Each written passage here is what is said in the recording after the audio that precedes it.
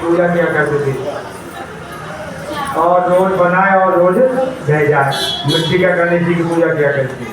और एक गणेश जी का मकान बन रहा था कि बोले पत्थर के गणेश जी बना दो। मिस्त्री बोले जितने देर में हम तुम्हारे पत्थर के गणेश जी करेंगे इतनी देर में बुढ़िया माई हमारी दीवार नीचे हो जाएगी। और बुढ़िया बोली जाम करने तो तुम्हारी दीवार टेढ़ी मेढ़ी हो जाए। अब उनकी दीवार टेढ़ी मेढ़ी हो गई और चिन्ह और ढा देवे, चिन्ह और ढा देवे। इस तरह करते करते शाम हो गई। शाम को सेठ जी आया और उन्होंने कहा कि तुमने आज कुछ भी नहीं किया, क्या कारण है।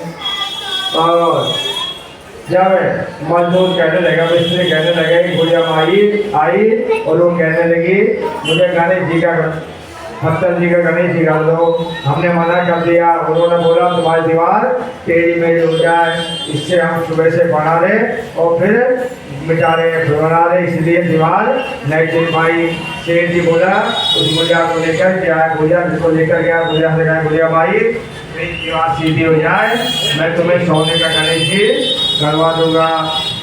और बुढ़िया माई को सोने का गणेश जी करवा दिया। सेठ जी की दीवार सीधी हो गई।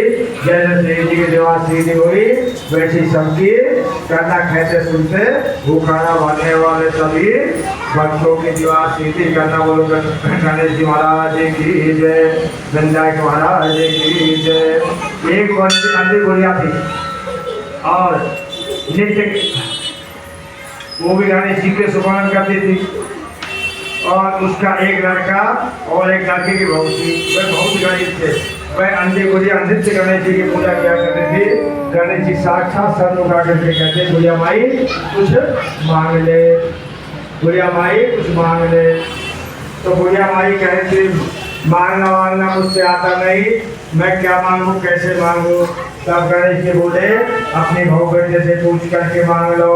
तब बुढ़िया ने अपने पुत्र और बहू से पूछा तो बेटा बोला कि धन मांग ले और बहू ने कहा कि नाती मांग ले। तब बुढ़िया ने सोचा कि बेटा बहू तो अपने अपने मतलब की चीजें मांग रहे हैं तो नहीं, इसलिए देर में वो पड़ोसन के घर चली गई। पड़ोसन से कुछ पूछ करके आ जाओ। और उस बुढ़िया ने पड़ोसन से पूछा और पूछ करके वैसे दीपक जला दे और 4 बजे बोली अब आ रही है ना। दीपक जला कर चावल दे हाथ में।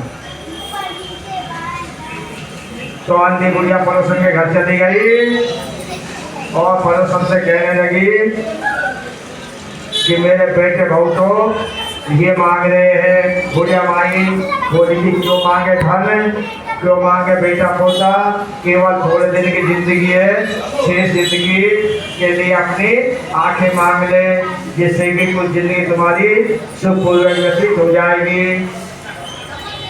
उस बुढ़िया ने बेटे और बहू तथा पड़ोसन की बात को सुन लिया और सबकी सुन करके और सोचा कि जिससे बेटा बहू और मेरी सबका ही भला हो जाए वही गणेश जी से मैं मांग लो। इस प्रकार से रात में सोचते रही और अपने मतलब की चीज भी मांग लो। जब दूसरे दिन गणेश जी आए तो बोले बोल बुढ़िया माई क्या मांगती हो, हमारा वचन है तो तुम मांगोगी वही पाओगे। गणेश जी के वचन सुन करके बुढ़िया बोली हे गणराज यदि आप मुझ पर प्रसन्न है तो मुझे 9 करोड़ की माया दो, निरोगी काया दो, हमारे सुहाग दो और आंखों में प्रकाश दो, नाती दो, बेटा दो, पोता दो। इस प्रकार से जा करके सब कुछ मांग लिया। समस्त परिवार को सुख दो और अंत में मोक्ष दे। बुढ़िया की बात सुन करके गणेश जी बोले हे बुढ़िया माँ तुमने तो मुझे ठग लिया, खैर जो कुछ मांगोगी वही मिलेगा, तभी से सब कुछ मिलेगा। जो कह करके गणेश जी अंतर्धान हो गए।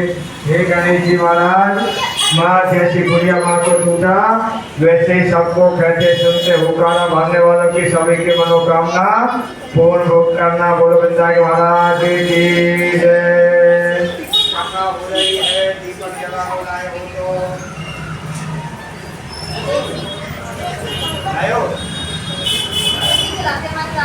हाँ बस ठीक है।